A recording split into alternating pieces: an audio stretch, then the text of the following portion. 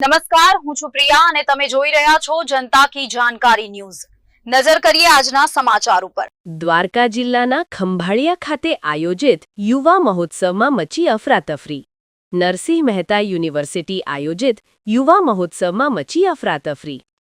ખંભાળિયા આહિર કન્યા છાત્રાલય ખાતે ચાલી રહ્યો છે આંતર કોલેજ સ્પર્ધા। યુવા મહોત્સવ કાર્યક્રમમાં હજારોની સંખ્યામાં વિદ્યાર્થીઓએ લીધો હતો ભાગ। કાર્યક્રમ દરમિયાન અનેક વિદ્યાર્થીઓ બેભાન થઈ ગયા, અનેકને ચક્કર આવ્યા, અનેકને ઉલટી થઈ જેવા સમાચાર મળ્યા। અંદાજે 50થી વધુ વિદ્યાર્થીઓને ખંભાળિયા સિવિલ હોસ્પિટલ ખસેડાયા। અત્રે ઉલ્લેખનીય છે, ગઈકાલે આ કાર્યક્રમનું ઉદ્ઘાટન કેબિનેટ મંત્રી મુડુ બેરાએ કર્યું હતું। 950 જેટલા અલગ અલગ કાર્યક્રમો અહીં 2 દિવસથી યોજાઈ રહ્યો છે। હાલ સમગ્ર મામલે ફૂડ પોઈઝનિંગ હોય તેવું અનુમાન। હાઈકોર્ટના નામકીન વકીલ અને છાત્રાલય અધ્યક્ષ VH કનારા પણ પહોંચ્યા હોસ્પિટલ।